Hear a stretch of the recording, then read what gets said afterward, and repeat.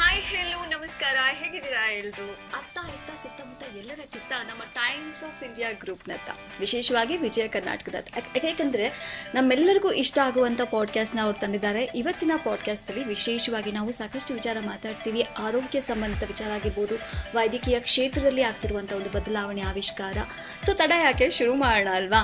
ಈಗ ನೋಡಿ, ನಮ್ಮ ಇಂಡಿಯಾದಲ್ಲಿ ಮುಂಚೆ ಎಲ್ಲ ಅಕಸ್ಮಾತ್ ಯಾರಿಗಾದ್ರೂ ಕ್ಯಾನ್ಸರ್ ಬಂದ್ಬಿಟ್ಟಿದ್ರೆ, ಅಯ್ಯಪ್ಪ ಕ್ಯಾನ್ಸರಾ, ನಾನು ಬದುಕುಳಿತೀನ, ಏನಾಗುತ್ತೋ ಏನೋ ಒಂದು ಆತಂಕ ಎಲ್ಲರಲ್ಲೂ ಮನೆ ಮಾಡಿತ್ತು. ಬಟ್ ಈಗ ಅಂಥವ್ರಿಗೆ ನಾನು ಹೇಳ್ತೀನಿ, ಸರ್ ಯು ಕ್ಯಾನ್ಸರ್ ಇದ್ರೂ ಪರವಾಗಿಲ್ಲ, ನೀವು ಯಾವುದೇ ರೀತಿ ಆತಂಕ ಪಡೋದು ಬೇಡ, ನೀವು ಜೀವಂತವಾಗಿರ್ಬೋದು, ಒಳ್ಳೆಯ ಟ್ರೀಟ್ಮೆಂಟ್ನ ಪಡ್ಕೊಳ್ಬೋದು. ಯಾಕೆಂದರೆ ಆ ರೀತಿಯ ಒಂದು ಬದಲಾವಣೆಗಳಾಗಿದೆ ನಮ್ಮ ಭಾರತದ ಕ್ಯಾನ್ಸರ್ ಸ್ಟೋರಿಗಳನ್ನ ನೋಡಿದಾಗ. ಈ ವಿಚಾರವಾಗಿ ಸಾಕಷ್ಟು ಇನ್ಫಾರ್ಮೇಷನ್ನ ತಿಳಿಸ್ಕೊಡೋಕ್ಕೆ ನಮ್ಮ ಜೊತೆ we have with us very famous, very great doctor ನೀತಿ ರೈಜಾದ.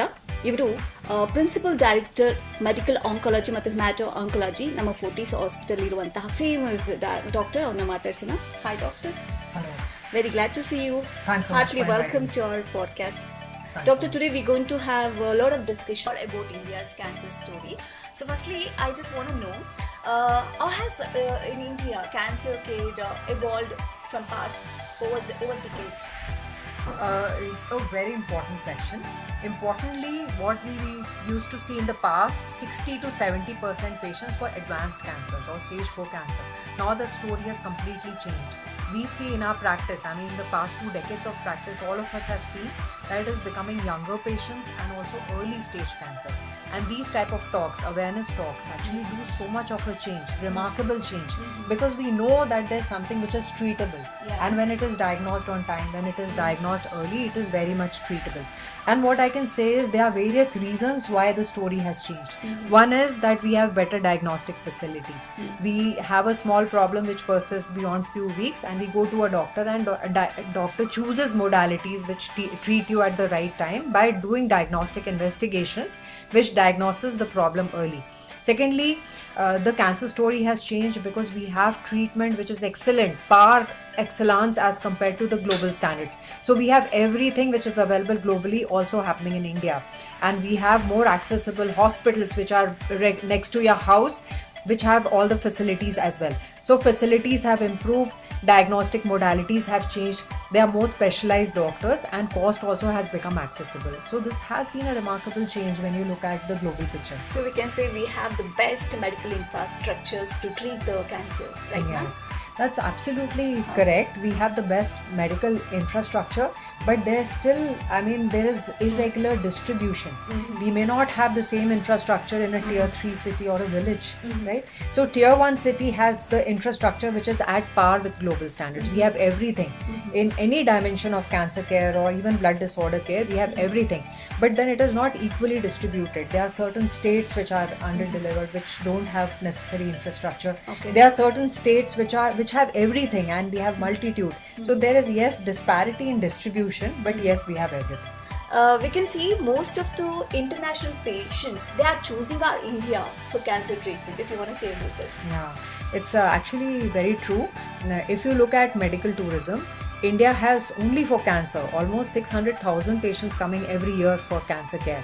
Now that is because we have continents which are underserved, especially when you look at African countries, and when you look at Middle East, there are quite a few countries which have infrastructure not developed for cancer care.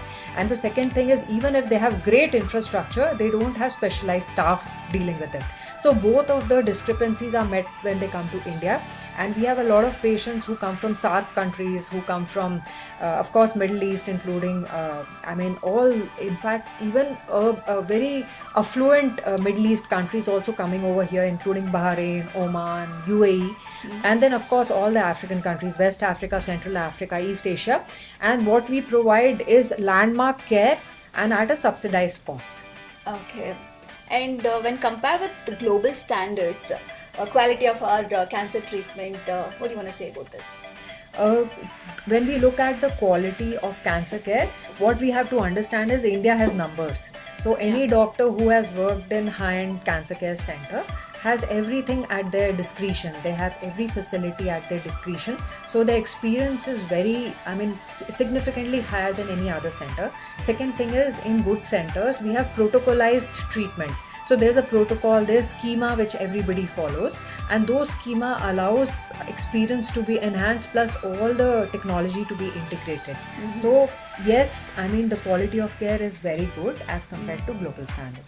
Okay, government responsibilities also plays a major role, you know, in strengthening Yes. cancer care. So Yes. if you wanna say about our government play. So government policies actually have been kind of very contributory to this development. Starting from 1975, when there was something known as the National Cancer Care Program, that was just the initial milestone to take it forward. But every year we are seeing that there's dedicated, the health policies have been upgrading itself and a lot of focus on cancer. We have because of these health policies, we have had biotechnology which has increased, especially focused around cancer. We have indigenous newer technologies like next generation CAR T cell therapy. We have newer drugs which are developed in India. We have generics which have come up for all the molecules which are abroad.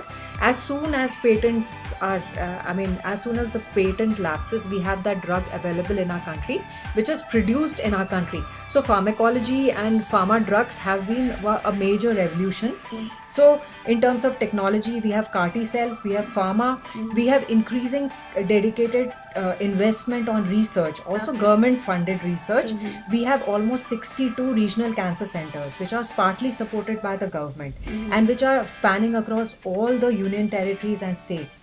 And the government has made sure the technology there is at par with what is required in terms of surgical skills, in terms of technology there, in terms of radiation technology, and of course all the drugs which are required for medical oncology, precision oncology, and good bone marrow transplant centers in these particular centers.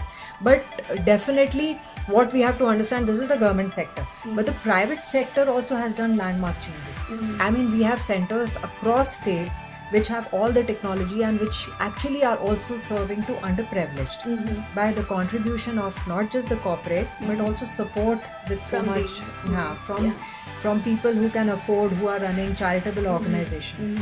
So across the sphere there is progress.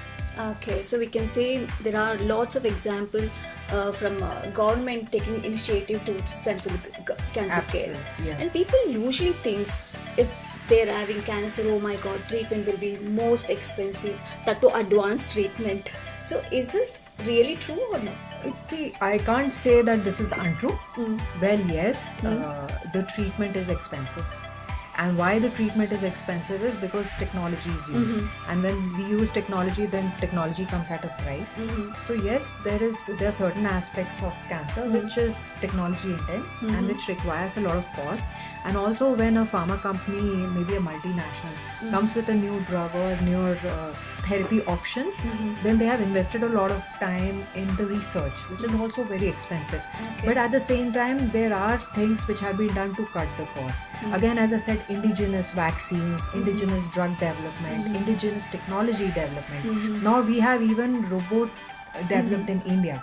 We have important companies which have robots which are actually devised in India. We have radiation machines which are devised in India, so the radiation cost has come down. We have centers, and the advantage of India is numbers. So we have a lot of numbers, so cost per person comes down. So yes, technology comes at a price, but there are many things which are done to bring down the cost. And I can proudly say that the cost in India is significantly less than what you have in any other country or any other continent. When you compare with Australia or America or Europe, we run at actually 1/100th the cost, sometimes 1,000th the cost. So imagine that what we are doing here is actually a fraction of what is the global cost. So finally, India is able to offer advanced treatment comparatively, lesser relatively cost. to the Yes. lower cost. That's Absolutely, fine. because of the numbers we cater, Yeah. and because of the numbers we cater, the per person cost comes down significantly.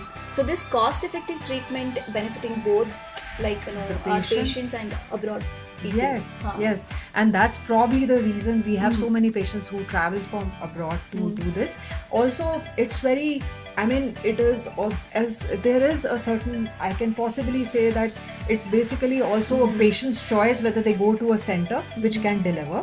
So if, let's say, if an appointment time in a social medicine, a country like Australia or England or Canada have social medicine, in which the country pays for the entire treatment cost. So sometimes what happens is for them the resources become divided amongst the entire population. So for them probably an appointment may take up to 8 weeks. I just need a CT scan which may take 8 weeks of appointment, and beyond that it may take another 8 weeks for an oncologist appointment. All these issues are cut short when you come to India. So they actually, some of them fly to India to do a CT scan, meet the oncologist, take a plan and fly back and start the treatment there. So you understand that we have been able to address all the gaps which are existing globally, and of course we have been able to address these gaps for Indians. Okay, further going ahead, ma'am, how do you see India's role as growing as a global hub for cancer treatment? What we have not been able to do is we have not had good capital investment for research, and I think that is one area which we need to focus on. We should be able to offer research which is again devised in India and for Indians. So that is one area we need to focus on. But what I see overall, the scenario in India in medicine is very conducive, and we'll have more and more international tourism coming in here for treatment. And of course, what we have been able to deliver to our state, to our country, is really something incredible. With more and more centers coming up, we'll be able to bridge the small gap which we have. We need to cater across all spectrum. So I think our government hospitals have upgraded technology which can cater to that population. We have corporate culture also which actually caters to other population, but I think across the medical platform we have been able to take care of the needs of every Indian. Okay. Some people now who are all having the cancer patients, we can see they will go for depression and all.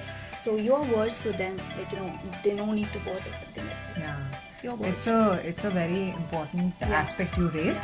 Actually, everybody who comes for in oncology department, first thing is they read the oncology word in itself. Cancer can traumatizes them. So yes, there is always, first step is denial that I don't have it, there was a wrong diagnosis, and then there is anger response. Why did I have it? What did I do? And I don't deserve it. And then of course a phase of acceptance when you actually realize, well, I have to understand what is the best option for me. And through this process, all good hospitals will have psycho-oncology care. There will be psycho-oncologists and counselors who walk them through the treatment, who actually make them understand, well, how to adjust at every level. Also, it's not just the patient, but the entire family which is going through. If your parents have a problem, it's you who's also getting traumatized. So not just the patient, but the caregiver pool also needs to be counseled. And we, as oncologists, our responsibility to take care of that as well. Thank you so much for your wonderful words, ma'am. Finally, we don't need to bother, because we have enough infrastructures, well, innovative technologies, so we don't need to bother. Thank you so much, ma'am. Thanks so much. So ನೋಡಿದ್ರಲ್ಲ, ನಮ್ಮ ಭಾರತದ ಒಂದು cancer care ಸ್ಟೋರಿಯನ್ನು ಅವತ್ತಿನ ಕಾಲ ಬೇರೆ, ಇವತ್ತಿನ ಕಾಲ ಬೇರೆ, ತುಂಬಾ ಒಳ್ಳೆ ಟೆಕ್ನಾಲಜಿ ಇಂಪ್ರೂವ್ ಆಗಿದೆ, ಇನ್ಫ್ರಾಸ್ಟ್ರಕ್ಚರ್ ಇಂಪ್ರೂವ್ ಆಗಿದೆ. ಸೊ ಪ್ರತಿಯೊಬ್ಬರು ಇದರ ಉಪಯೋಗ ಪಡ್ಕೊಳ್ಬೇಕು. ಹಾಗೆ prevention is better than cure. Cancer ಬಂದಿದೆ, ಒಳ್ಳೆ ಟ್ರೀಟ್ಮೆಂಟ್ ಸಿಗುತ್ತೆ ಅಂತ ಕ್ಯಾನ್ಸರ್ ಬರ್ಸ್ಕೊಳ್ಳೋದಲ್ಲ, ನಿಮ್ಮ ಆರೋಗ್ಯನ ನೀವು ಕಾಪಾಡ್ಕೊಳ್ಳಿ ಅಂತ ಹೇಳ್ತಾ ಇವತ್ತಿನ ಈ ಪಾಡ್ಕಾಸ್ಟ್ನ ಮುಗಿಸ್ತಾ ಇದ್ದೀನಿ. ಮತ್ತೆ ಸಿಗೋಣ. Take care.